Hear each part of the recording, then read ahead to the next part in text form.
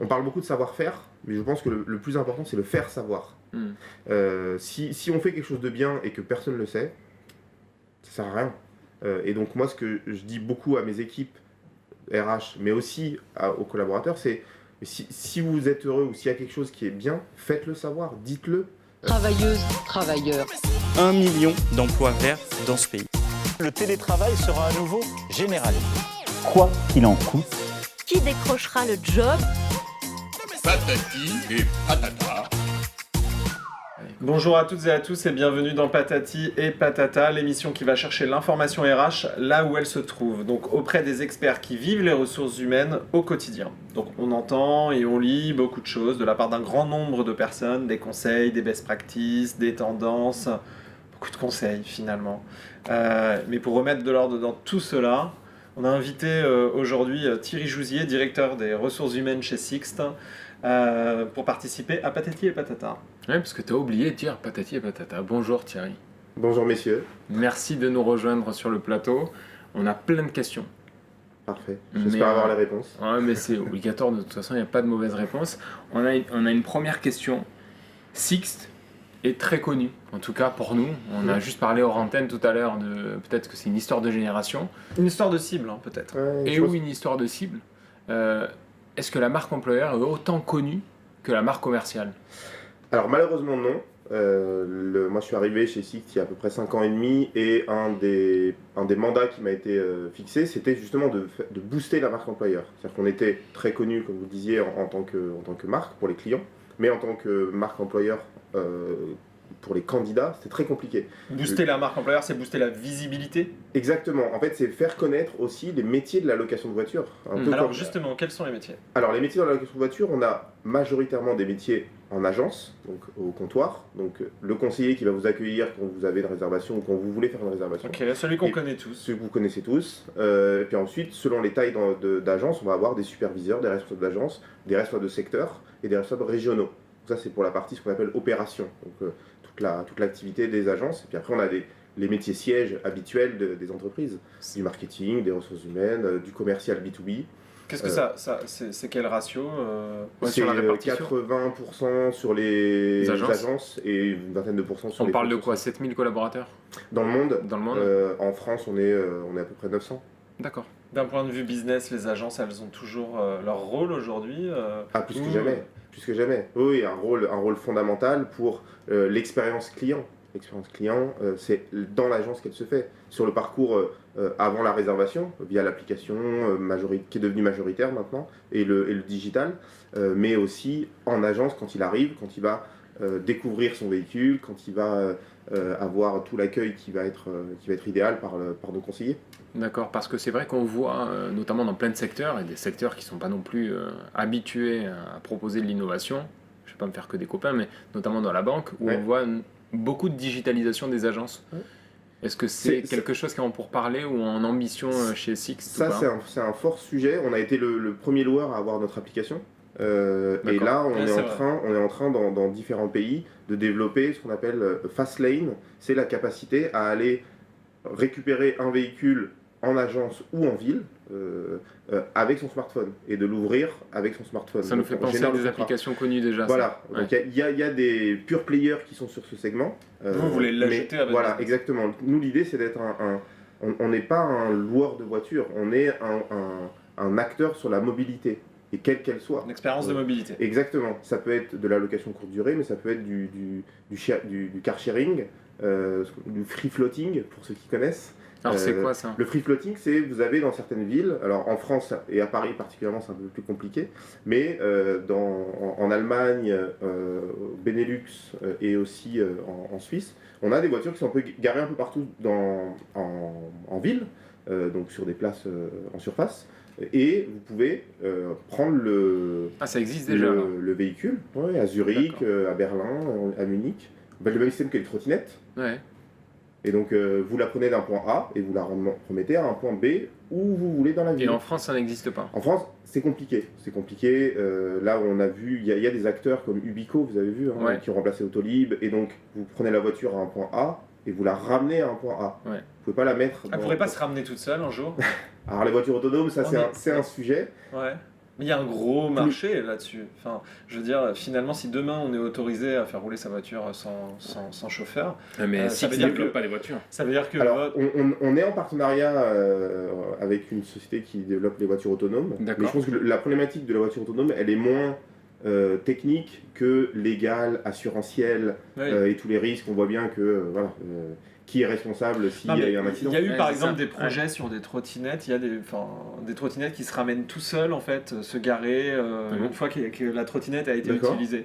Donc ce qui est très intéressant, c'est d'imaginer que dans votre secteur, un jour, Ouais. ça puisse s'ouvrir. C'est-à-dire que là, ça révolutionnerait complètement votre Ah mais secteur. le métier, enfin, les métiers de la mobilité, si on en avait parlé il y a ne serait-ce qu'il y a 5 ans, Ouais, bien sûr. il y avait des sujets qu'on n'évoquait pas. Parce qu'il y a une logique.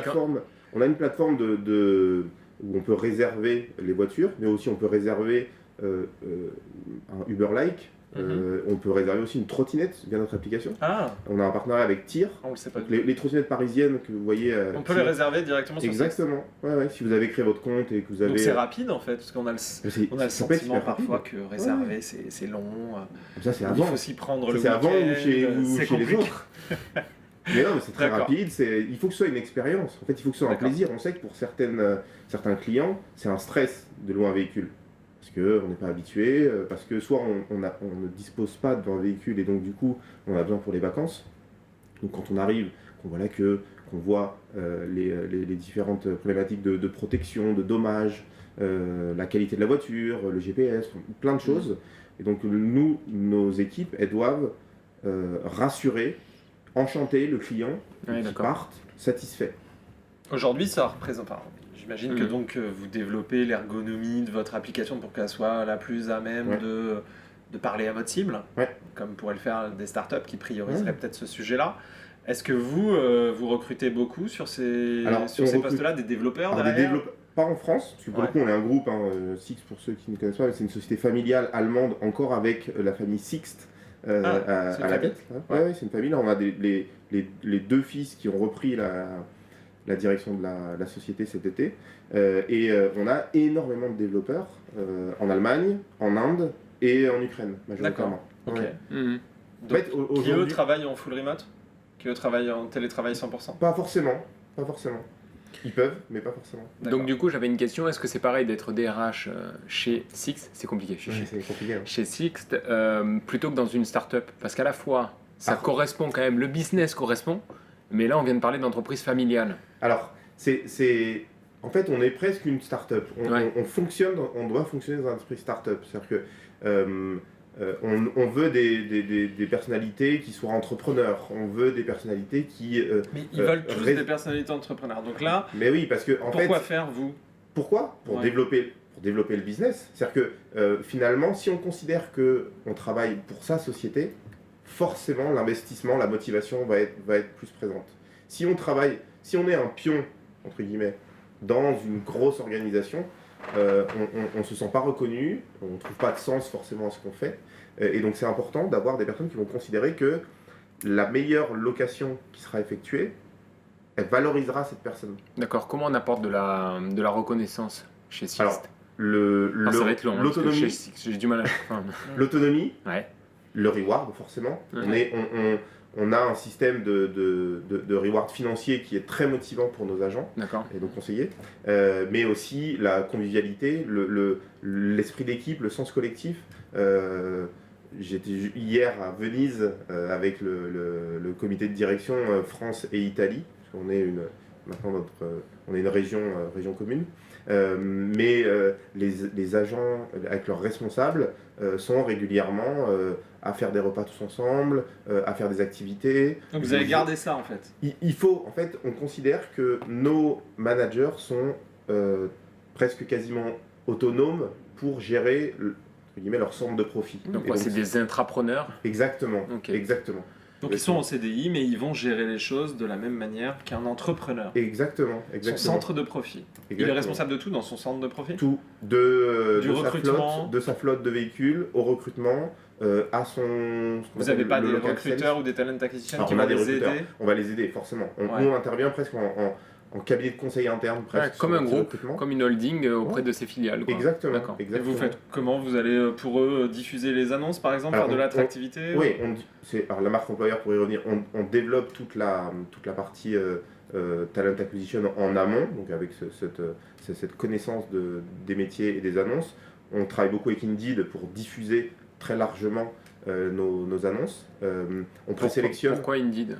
C'est le numéro 1 aujourd'hui sur le termes marché. d'audience. Ouais, en termes d'audience. Ils nous accompagnent plutôt bien. Ils ont un système de paiement aussi pour nous, entreprises, qui est intéressant, parce qu'on paye quasiment au clic. Ouais. Et, aux enchères, mais il y a beaucoup de sites aujourd'hui ouais. sur lesquels vous pouvez diffuser Mais aux enchères. ils n'ont pas cette audience qu'a Indeed. On teste, en fait, on a une... Et vous restez uniquement sur un média? Non, on est Ah. on est plusieurs sur Donc médias. votre On travaille stratégie chez c'est du Hello Work, multimédia. multimédia, mais le majoritaire est en Indeed. D'accord. Et après, on développe aussi donc, cette capacité de présélection. Donc on envoie les candidats qui sont, entre guillemets, validés, tamponnés au manager qui les rencontre pour lui se faire voilà, le dernier sentiment. Et D'accord, voir donc c'est si ça passe. le tamis, le premier tamis, Exactement. et ensuite c'est le Exactement. manager qui... Exactement. Vous avez des décide. KPIs là-dessus? Vous arrivez à avoir... est-ce que vous avez un pourcentage du taux de qualité de CV que vous recevez par exemple? Alors, Est-ce que vous mesurez ces choses-là? Oui, on mesure. On a, sur, mettons, 1000 candidatures, on a 10% qui vont être Qualifié. qualifiés, Qui passe en entretien. qui vont être qualifiés, et après, on en a 1% qui est Recruté. recruté. Ok. C'est à peu près, voilà, c'est ratio. C'est ça votre ratio. Mais si on ne parle que de l'attractivité, vous avez 10%. Et Exact. vous mettez des KPIs derrière pour La faire rap- évoluer ce 10% ou En fait, on teste beaucoup de choses. Là, on Ouais. teste la réalité virtuelle pendant l'entretien. Là, on teste le recrutement sans CV. En fait, et vous regardez à la fin ce que ça donne? Exactement. Et donc, on regarde, on définit les objectifs et les critères qui vont savoir nous dire si on est performant. Et après, on veut faire aussi vivre, je parlais d'expérience client, l'expérience candidat, elle est fondamentale. Bien Parce sûr. qu'aujourd'hui, on se bat tous sur les mêmes profils dans Sûr. le retail, sur la vente. Et donc, il faut être capable de les Dans le convaincre. Dans le process du recruteur, on parlait d'instantanéité tout à l'heure ensemble. Finalement, est-ce qu'on n'est pas sur... Enfin, tout s'est démocratisé sur une instantanéité, c'est-à-dire Ouais, faut qu'aujourd'hui, aller très vite. faut aller très vite, on commande le soir, on arrive si on n'a pas le temps, on commande à manger, on commande ses billets de train, on commande vraiment tout en fait depuis son smartphone. Ça s'est Est-ce accéléré. qu'aujourd'hui on postule de cette manière? Alors, On postule de cette manière, mais est-ce qu'on nous répond de cette manière? Alors, quand on on est un postule de cette candidat. manière, c'est-à-dire que moi je fais souvent la comparaison, je pense qu'on postule sur nos métiers, les métiers en agence, qui sont des métiers quand même de vente en retail. Je pense qu'on postule comme on fait un match sur Tinder, comme on fait à droite à gauche, et en une seconde presque, on peut postuler, et via Indeed notamment. Mais ça veut dire qu'on postule très vite. Ouais. On regarde pas forcément exactement mal. ce qu'on postule, Parfois, on postule mal. Moi, quand mes équipes appellent les candidats, donc on les appelle très vite, parce qu'on sait qu'il faut Ouais. réduire Voilà. le temps de... Oui, donc Match. c'est une candidature. prise de conscience C'est- chez vous. Et Vous oui, êtes- oui, il faut Ouais. réduire. C'est-à-dire qu'aujourd'hui, on peut plus se permettre de dire on attend 3 jours, Ouais, ouais. on benchmark avec Il y a deux, encore trois des autres entreprises qui sont là-dedans. donc. candidats. Et là, le changement culturel, il a été fait, et c'est un... Je parlais on a un peu un cabinet de conseil pour nos managers. Ça, c'est des choses on communique beaucoup avec eux sur le fait de dire c'est plus possible maintenant que vous Faut attendiez closer. 3 jours. Et Il oui. faut closer, exactement, Ouais. très vite. Donc c'est quoi les timings? On a parlé Le timing, c'est donc la candidature. À J+1, il faut qu'il y ait la préqualification, Ok. l'entretien. Idéalement, l'entretien le lendemain ou dans les 2-3 jours. Et après, avec le manager, il faut sur une semaine maximum, il faut que le recrutement... Vous pouvez soit promettre à vos fait. candidats qu'en une semaine, en fait, ils ont Ouais, ouais. un retour, qu'il soit Ouais, ouais. positif ou négatif. On a aussi testé des événements beaucoup plus collectifs de recrutement. Sur une journée, on a fait deux sessions de 6 job day en 2018 et Job dating, 2019, quoi. du job dating un peu différent, où on leur promettait le lendemain d'avoir la réponse et de pouvoir Et ça commencer marchait les trucs. Ça a très bien marché, puisqu'on avait présélectionné une centaine de candidats et on en a recruté une trentaine à chaque fois. D'accord. Et ensuite, parce qu'on a parlé Ensuite. dans nos autres épisodes de onboarding. L'onboarding. Est-ce qu'il y a un temps de latence est-ce qu'il faut resserrer ce temps aussi lorsqu'on a closé un candidat et qu'on lui dit ok bon mais tiens tu viendras signer la semaine prochaine, il faut le closer, une fois qu'il est closé il faut le conserver aussi parce qu'on n'est pas à l'abri qu'il ne vienne pas. Comment ça se passe chez vous? Il y a un parcours d'onboarding qui est très clair, c'est-à-dire qu'on ne met pas en agence, au comptoir, au contact du client quelqu'un qui n'a pas été formé. D'accord. Formé techniquement et formé sur le sens de l'accueil client. Et la formation prend combien de temps? La formation est stable sur 4 jours. Donc, la première semaine, il commence avec ces 4 jours de formation qu'on a depuis quelques temps un peu digitalisé. C'est-à-dire qu'on fait du blended learning avec un vous avez gagné du temps donc? Pas forcément. On a gagné une journée. Les premiers entretiens, par exemple, se font en visio chez vous ou pas? Alors, il y a beaucoup d'entreprises qui nous disent maintenant. Ils se font au téléphone, donc préqualification téléphonique. Vous faisiez déjà comme ça avant? Voilà. Ouais. Et normalement physique. D'accord. Mais avec les contraintes sanitaires qu'on a eues, on a fait quasiment que des visios pendant. Donc vous avez continué à recruter sur les mêmes ratios? Même si vous étiez qu'en visio? Non, il y a eu une phase où forcément on a beaucoup moins recruté. Mais ça là, a changé, on revient sur les ça a changé votre manière de recruter? C'est-à-dire, est-ce qu'il y a des entreprises aussi qui nous disaient que finalement, ils recrutaient pas de la même manière en visio? Alors, on recrute différemment, surtout on a des profils plus au différemment. Alors, effectivement, là, ce qu'on a ouvert, c'est de se dire finalement, pour agrandir le volume de candidatures, parce qu'on a eu une baisse aussi du nombre de candidats, pour agrandir la base, il faut qu'on se dise, ouvrons-nous à des profils qui sont différents. Et c'est pour ça qu'on teste le recrutement notamment sans CV, et les soft skills sont le plus importants, parce que les techniques, j'allais dire, de vente, ou les techniques d'outils digitaux qu'on a chez nous, on leur apprend. Ils sont ensuite coachés par des responsables de performance commerciale, par les managers au quotidien. Donc, s'ils ont le bon état d'esprit, s'ils ont la résistance au stress, s'ils ont la créativité, s'ils ont le sens du collectif, ça va le faire. En fait, c'est une mentalité qu'il faut qu'on ait parmi nous. Ok. Alors, c'est très bien cette ouverture au soft, du coup. Est-ce qu'on se doit, en tant que DRH, de pratiquer de l'information auprès de ces managers RH ou de ces recruteurs pour leur dire attention, les candidatures que vous risquez d'avoir ne seront certainement pas les mêmes qu'hier, soyez aussi ouverts, plutôt que de me dire bah tiens, le match Tinder, non, celui-là il n'est pas qualifié, alors que potentiellement ce mec-là, cette nana, serait hyper qualifié. Mais est-ce qu'il faut le dire d'abord? Est-ce qu'il faut informer les managers c'est tout le change management qu'on doit faire. C'est-à-dire que on peut être convaincu, moi je peux être convaincu avec mon équipe, avec mon patron éventuellement, si mes 150 managers ils sont pas convaincus, c'est bullshit. Alors comment ça se passe en interne, vous faites quoi? C'est les informer, c'est des réunions, des visios, se déplacer sur le terrain. Moi mes équipes de recruteurs sont sur le terrain. Il n'y a pas de la réticence quand même? Il y a de la réticence. Il y a de la réticence. Il y a le fait de dire non mais moi je sais recruter. Ça fait 10 ans que je recrute, je sais recruter, tu vas pas m'apprendre. Ou alors justement, non attends, un mec qui a pas fait ça, il pourra pas être bon chez nous, je le sais. Ça fait 10 ans que je le fais, etc. Un peu, mais je compare à ce qui n'est pas trop comparable. Mais tu sais quand on mène des campagnes de sensibilisation au recrutement handicap, bah, tu as les managers derrière qui disent ouais, enfin bon, une personne en situation de handicap, selon le handicap, fera pas le même job qu'une personne valide. Ose le dire, en catimini, mais à huis clos en tout cas.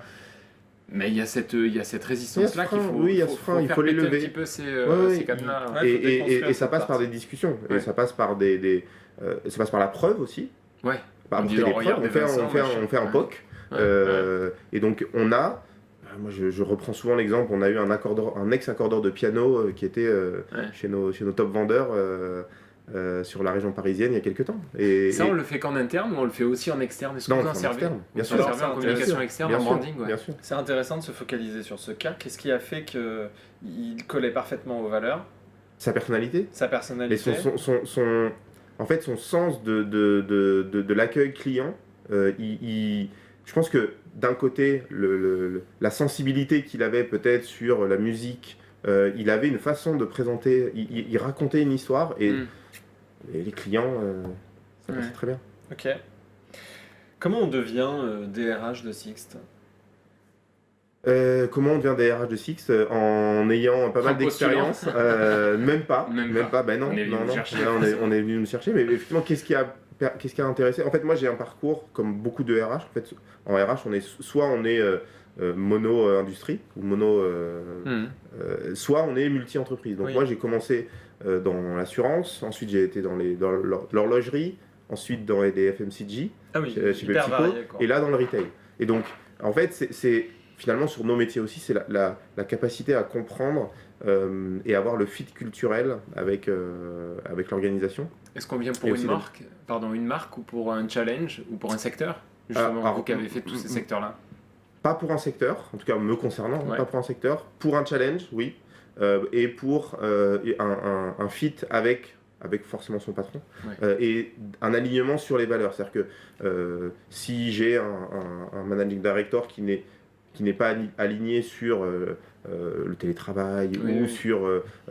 Oui, ça va rendre compliqué la mission. On entend beaucoup parler de bienveillance ou de qualité de vie au travail. Il y a forcément ces choses-là à prendre en compte et connaître. Et là, j'ai eu de la chance, voilà, mon patron actuel, il a son épouse qui est DRH, donc il est sensible au sujet. Évidemment. Vous sentez que le monde RH est en train de prendre une place très importante dans le contexte actuel. Oui. C'est-à-dire que 6% de croissance cette année, 4% l'année prochaine, une pénurie comme jamais aux États-Unis et en Europe. On est en train de vivre un moment de bascule complet. Oui. On est de la génération, on a toujours connu un chômage haut, et là, dans les 2 ans qui viennent, on va connaître un chômage ultra bas comme je pense on n'a jamais connu. En tout cas... S'il y a une meilleure adéquation entre les postes et les personnes disponibles sur le marché du travail. En tout cas, la Mais- formation, elle est en train de... On a déjà perdu 1% en un mois. Ouais. Donc c'est énorme ce qui est en train de se passer. Mais il y a beaucoup d'entreprises qui ne se staffent pas ou qui ne réfléchissent pas à leur stratégie de demain. Est-ce que vous réfléchissez à cette stratégie en fait, quand vous aurez encore plus de mal à attirer et quand il ne faudra pas faire simplement 5 ou 6 médias, Bien sûr. job board, etc. pour diffuser les annonces, mais qu'il faudra en faire plus. Est-ce que vous avez déjà réfléchi à ça ou, On est sur des réflexions quand même qui sont sur plusieurs années, Ouais. parce qu'on sait que... 5 ans, 10 ans? Non, pas autant quand même, mais 3-5 ans, D'accord. parce que dans 5 ans, on sait pas en fait. Et comment vous voyez les choses à 3-5 ans? Alors, il va y avoir forcément une utilisation différente des véhicules. C'est-à-dire qu'on parle beaucoup de l'usage versus la possession. Donc ça, c'est beaucoup dans les villes, mais c'est quelque chose qui va se développer. On voit que les typologies de véhicules, on parlait de véhicules autonomes, mais les véhicules électriques. Donc là, on a une crise dans l'automobile, la crise liée aux semi-conducteurs. Et donc, il y a une pénurie d'automobiles en ce moment. Mais donc, effectivement, il faut réfléchir sur comment on va continuer à exister.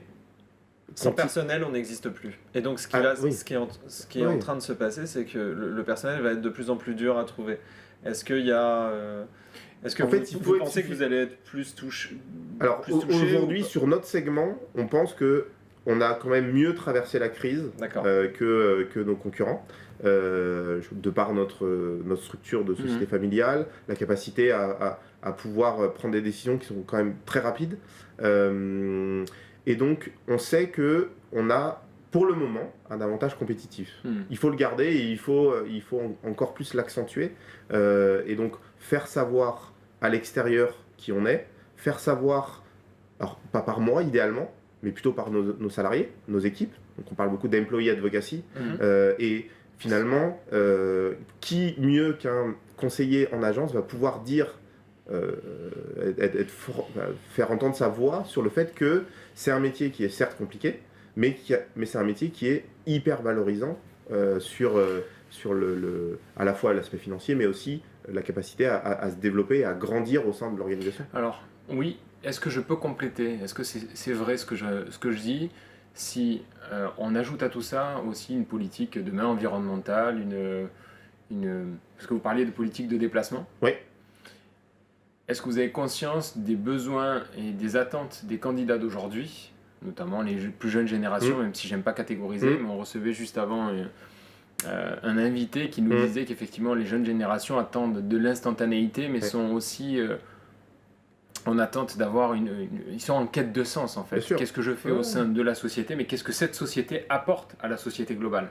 C'est-à-dire, est-ce que Sixt permet le déplacement, ou est-ce que Sixt permet le déplacement pour un meilleur usage de la voiture, pour sauver la planète, là je vais sur la politique, sur la démarche environnementale, mais est-ce que vous allez l'ajouter? Est-ce que vous pensez l'ajouter à des valeurs de bienveillance, etc., que vous nous avez nommées juste avant? Oui, aujourd'hui, forcément, on a un impact sur la société, avec un grand S, Oui. avec l'utilisation de la voiture. Déjà, le fait de ne pas posséder et d'utiliser une voiture quand on en a besoin, c'est-à-dire qu'une voiture, la plupart du temps, si vous possédez une voiture, Ouais, c'est un elle est dans un changement. parking et C'est elle un ne roule changement. pas. C'est ça. Et donc, c'est un vrai changement. C'est un changement aussi avec la qualité des voitures que l'on a. On a que des voitures récentes, et donc qui sont de moins en moins polluantes, avec un taux dans notre flotte qui, par la loi, devra être dans quelques Alors, années on très peut vite louer de à l'électrique, 30%. par exemple. On en loue, bien évidemment. Ouais, ouais. Ouais, De après, l'hybride, j'imagine. Mais de de l'hybride, l'électrique, de c'est full c'est électrique. quand même pas le sujet.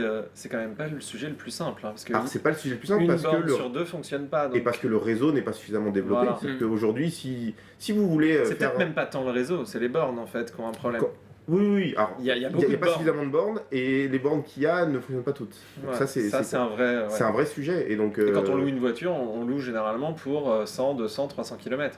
Bon, il y a différentes Non, utilisations. ça dépend. Si on est sur des Sur le locations trajet. très courtes avec pour les On peut les louer sur corpos, du quotidien aujourd'hui. Bien sûr. Ouais. Oui, on a pas mal de personnes qui louent sur la journée. D'accord. Après, on a des locations plus longues et là, effectivement, Pour de c'est- l'urbain pur. pour de l'urbain, pour des D'accord. rendez-vous professionnels, mais aussi pour d'autres raisons. Mais C'est quoi les argus alors? Les argus de vente client, c'est peut-être moins cher, flexibilité sur l'électrique, Ouais. Non, pas sur l'électrique, pardon. Est-ce que sur le. Parce que vous disiez, Sur l'utilisation- certains peuvent l'utilisation louer électrique. leur voiture plutôt que d'en Bien sûr. acheter une. Il y a une histoire quand même de coût. Tu compares quand même, ça te coûte plus cher d'acheter une voiture ou Ah, de bien la sûr. louer, etc. Et il y a c'est une. plus cher de l'acheter que de la louer. Ah, d'accord. Ah oui, parce que Donc ça, pour vous le coup, communiquez sur ça aussi. bien sûr, et faire attention, et alors sur aussi le plaisir d'avoir un beau véhicule, parce que on a aujourd'hui une changer, flotte et de changer, d'avoir C'était des pas véhicules. toujours le cas avant ça. Non, c'est pas toujours le. Et Maintenant, ça a peut-être changé. Non, mais... Ouais. Moi, je trouve que quand on loue Sur- une voiture, on se dit, tiens, j'ai envie de me faire un peu plaisir. exactement. Ouais. Et Mais c'est exactement. finalement, il y Mais avait souvent, c'est déceptif. On en parlait encore en antenne. Tu loues une Mini Cooper et tu tombes sur une 206. Alors, j'ai rien contre Peugeot, au contraire. Mais sauf que du coup. Non, mais ça, c'est un avantage Et qu'on donc, a, c'est-à-dire qu'on est, on le est en châssis, capacité ouais. à avoir une flotte qui est. En fait, quand on demande. Une marque, si un vous devez modèle. qualifier Sixt, qu'est-ce qui vient en premier? Donc, premier, c'est le service client, une flotte premium, alors peut-être parfois des prix qui sont un peu plus élevés, alors que c'est pas nécessairement la réalité. D'accord. Mais une flotte premium. Ça vient du fait que la Mais flotte oui, est parce que du premium coup, on associe la qualité du véhicule à son prix. au prix. Et le mais quatrième point, certainement un accueil différent des autres. un certainement, il y a un un service 5 étoiles. Ouais. En fait, c'est ça qu'on veut Oui, puis quelque aligner chose dans d'un toutes peu, les agences. on ressent comme une proximité peut-être un peu Ouais. plus jeune que chez Ouais. certains. C'est la com commerciale qui te fait penser ça. Exactement. Et du coup, la com RH. Alors la Voilà, com RH, c'était pour le ma- coup, Vous avez c'était suivi, ma vous avez question. suivi. alors on a suivi parce que finalement cette com, elle n'est pas différente de ce qu'on est En commercial. au quotidien. Ouais. Vous racontez la même chose. Et oui.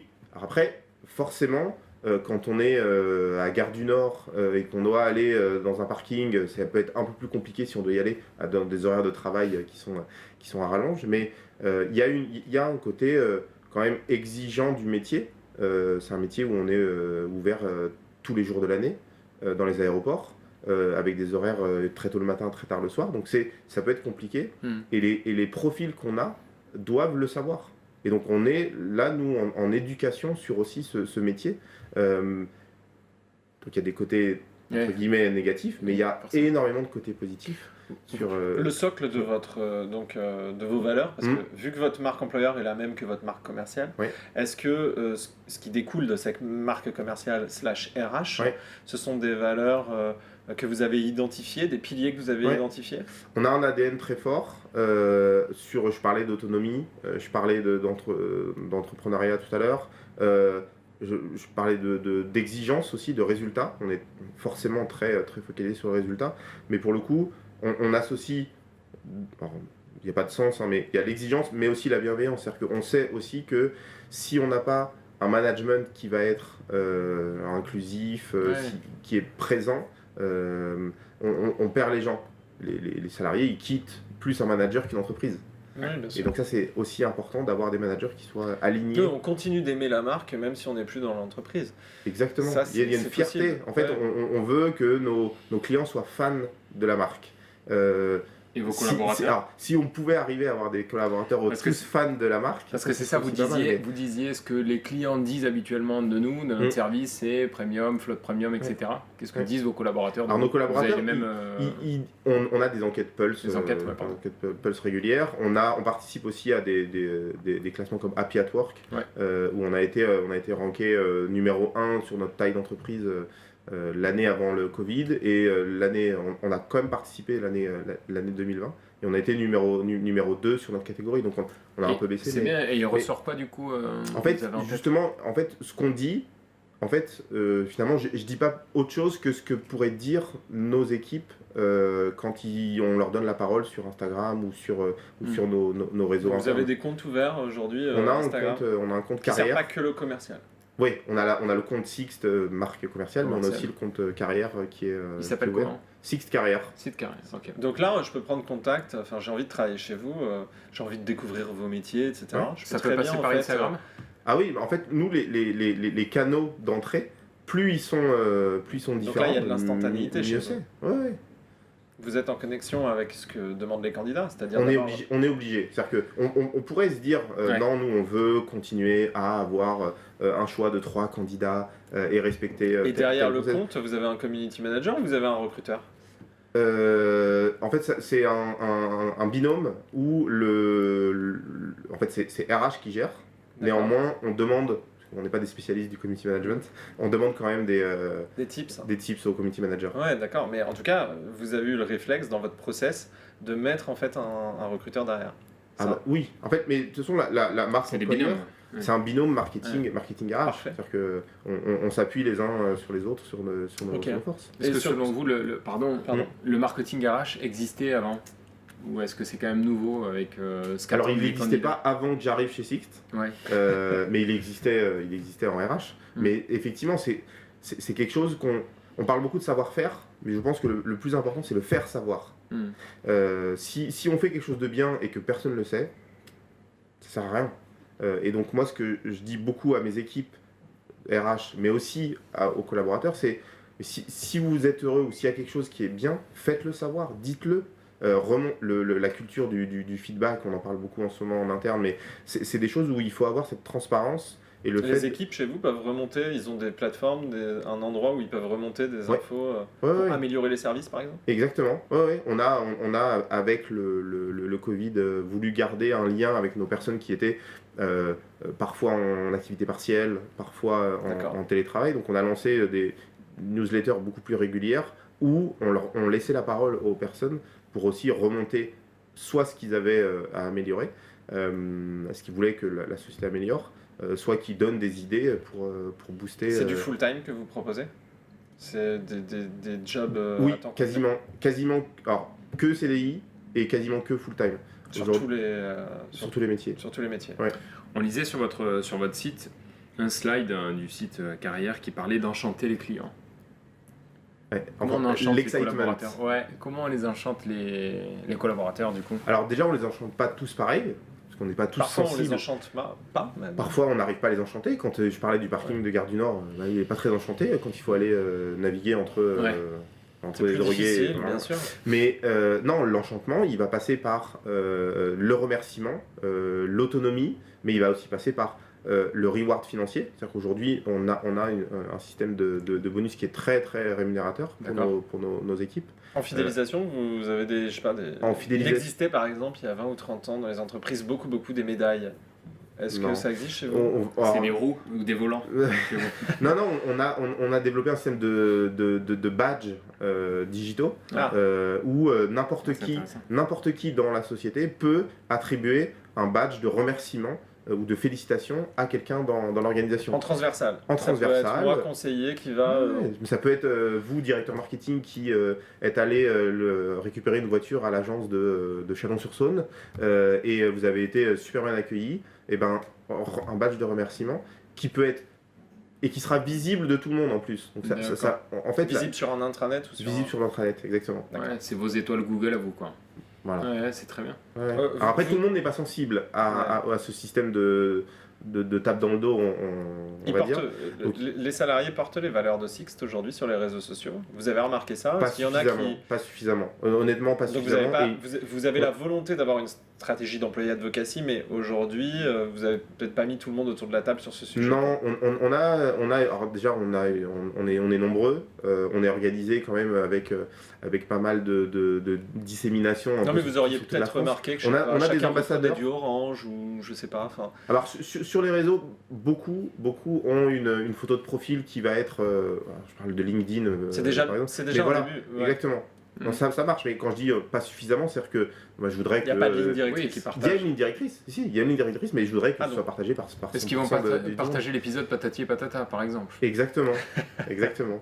On les invite à le faire. S'ils se reconnaissent, ils vont Voilà. partager, c'est Est-ce qu'ils vont vouloir partager une communication du DRH? Ouais, C'est aussi un autre sujet. En tout cas, on les invite à mettre du commentaire Ouais. pour commencer en fait cette fameuse stratégie d'employé advocacy. Donc, Non, mais réunir les collaborateurs autour d'un socle, c'est bien ça l'enjeu. Exactement. Et puis si on est d'accord avec ce socle, le faire rayonner à l'externe. Ouais. Merci beaucoup Thierry pour ce message très intéressant qu'on connaissait Merci pas à vous. chez Sixt pour le coup. Ouais. Et donc C'est notre problème aujourd'hui, c'est-à-dire que je parlais de faire savoir il y a quelques minutes. Ouais. Donc je disais, je viens du FMCG et donc il y a des métiers de catégorie management. Je ne sais pas si vous connaissez, mais c'est quand on travaille pour Tropicana par exemple, on va chercher à développer la catégorie des jus et en développant la catégorie des jus, on va booster Tropicana. Et ben nous aujourd'hui c'est pareil. Avec notre position, on doit développer la connaissance du métier dans la mobilité et faire en sorte que quand on pense mobilité, ben on pense Sixt, quand on veut louer une voiture, quand on veut réserver un chauffeur, mais aussi quand on veut travailler.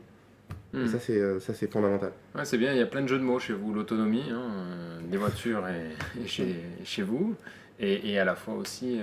Non mais on a un très bon community manager, on a un très bon directeur marketing. Je sais pas si vous avez vu la dernière, le dernier newsjacking qu'on a fait sur le Facebook Down qui a eu lieu. Donc, non, je l'ai pas vu. Non, bah, allez voir. Okay, on propose à M. Zuckerberg de déconnecter en le chez nous. C'est très très bon. On va se laisser là-dessus. Merci beaucoup Thierry. C'était un Merci à plaisir vous. de vous recevoir et de Je suis découvrir directeur, beaucoup plus dans le détail des ressources humaines de Sixt. Merci Merci beaucoup. Thierry. Travailleuses, travailleurs. 1 million d'emplois verts dans ce pays. Le télétravail sera à nouveau généralisé. Quoi qu'il en coûte. Qui décrochera le job?